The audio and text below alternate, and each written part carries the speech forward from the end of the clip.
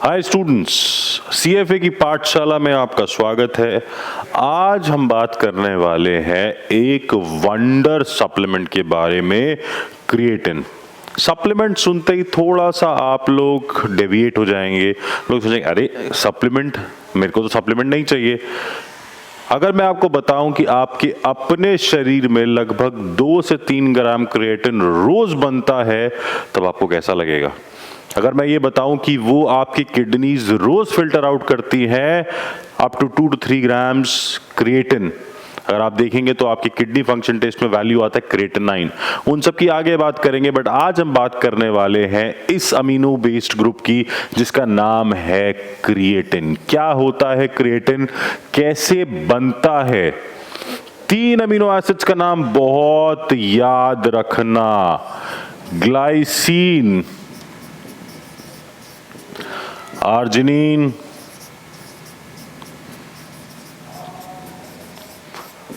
और मेथियोनिन।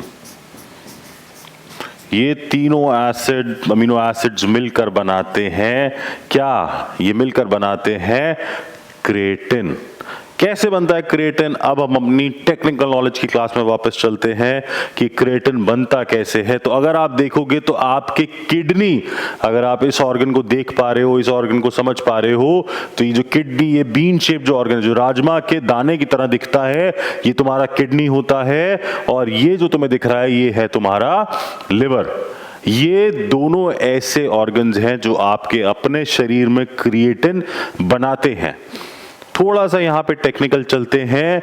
जब ये दो एंजाइम्स एल आर्जिनिन और आपका ग्लाइसिन जब मिलते हैं, ठीक है, यहां पर क्या होता है, यहां पर जब एल आर्जिनिन ग्लाइसिन का एक मिक्सचर बनता है, यहां पर जब ये आपके शरीर में आते हैं तो यहां पर इसके साथ ही एक एंजाइम आता है, इसको लिखते हैं हम AGAT। इसकी फुल फॉर्म होती है L arginine L glycine. Writing के लिए सॉरी, इसको बोलते हैं अमीडिनो ट्रांसफरेज। इस एंजाइम को ये क्या करता है, ये अमीडिनो ग्रुप जो है ये ट्रांसफर करता है और यहां पर बनाता है गुआनोडिनो एसीटेट।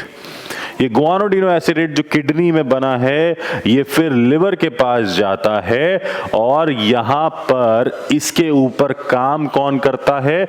इसके ऊपर काम करता है यही गुआनोडिनो एसिडेट को अगर आप लिखते हो, गुआनोडिनो एसिटेट, और इस एंजाइम का पूरा नाम होता है मिथाइल ट्रांसफरेज।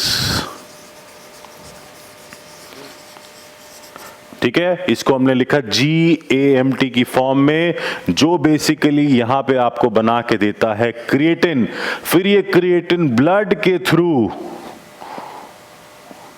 फिर ये क्रिएटिन जो है ये ब्लड के थ्रू जाता है तुम्हारी बॉडी के अंदर और जाकर सेव हो जाता है तुम्हारी स्केलेटल मसल्स के अंदर। आप यहां देख पा रहे हो तो ये आके आपकी स्केलेटल मसल के अंदर एज क्रिएटिन फॉस्फेट या फॉस्फेट की फॉर्म में आकर जमा हो जाता है और आपके शरीर में एनर्जी देने का काम करता है, जिसकी बात हम आगे करेंगे। पर यहां पे समझने की जरूरत क्या है कि आपके आर्जिनिन और ग्लाइसिन मिलकर इन the presence of this enzyme called AGATL, arginine L glycine amidino transferase, अपना अमीडिनो ग्रुप देता है और यहां पर बनाता है गुआनोडीन एसीटेट।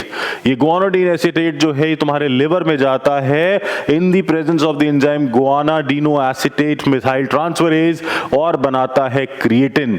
ये क्रिएटिन जब आपके ब्लड में आता है तो इसके पास 2 ऑप्शन है, या तो ये आपके मसल्स की तरफ चला जाता है या ये यहां से वापस जाता है, क्रिएटिनाइन में कन्वर्ट होता है, तुम्हारे किडनी में वापस जाता है और यूरिन के थ्रू बाहर निकल आता है। इसलिए तुम्हारे किडनी फंक्शन टेस्ट में क्रिएटिनाइन का एक वैल्यू होता है। अगर आज अपना KFT कराया है तो उसमें देखना क्रिएटिनाइन का एक वैल्यू होगा। वो क्रिएटिनाइन का वैल्यू इसीलिए है कि इसका बाय प्रोडक्ट जो है वो क्रिएटिनाइन बनता है। ठीक है, इसीलिए तीनों अमीनो एसिड्स जो हैं बहुत इंपॉर्टेंट होते हैं, ग्लाइसिन, आर्जिनिन, मेथियोनिन। बट तुम्हारी किडनी, तुम्हारा लिवर भी इसमें बहुत इंपॉर्टेंट रोल प्ले करता है। ये बेसिकली क्या करते हैं, ये बेसिकली अपना फॉस्फेट ग्रुप जो एटीपी ब्रेकडाउन हुआ है,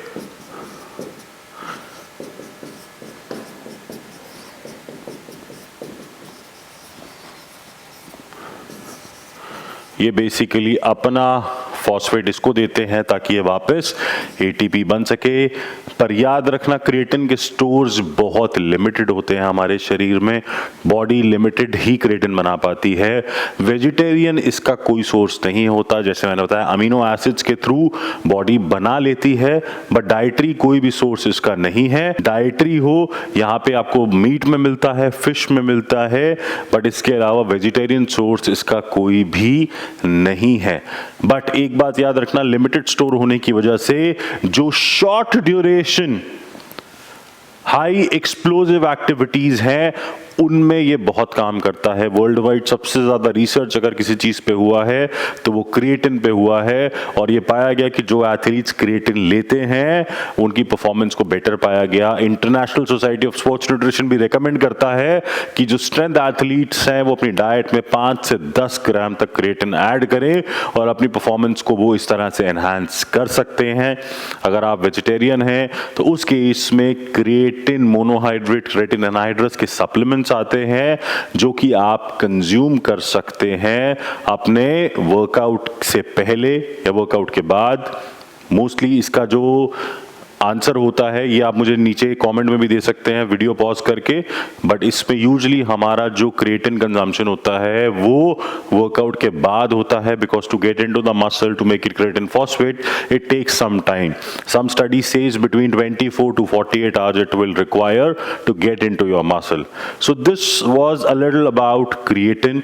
अगर इस तरह के सप्लीमेंट्स का आपको भी बहुत इंटरेस्ट है तो हमारा जो कोर्स है सर्टिफाइड न्यूट्रिशन स्पेशलिस्ट, उसका एक मॉड्यूल हमने सिर्फ स्पोर्ट्स को डेडिकेट किया है, और इस तरह के बहुत सारे सप्लीमेंट्स पे हम रेगुलर बात करते हैं। तो अगर अभी तक आपने हमारे काउंसलर्स को फोन नहीं किया और इस कोर्स के बारे में नहीं जाना तो अभी फोन करो, और ऐसे हजारों और सप्लीमेंट्स जिनकी हम क्लास में बात करते हैं उसके बारे में पढ़ने के लिए, उस क्लासेस को अटेंड करने के लिए हमारे काउंसलर से बात करके आज ही एडमिशन लो। Thank you.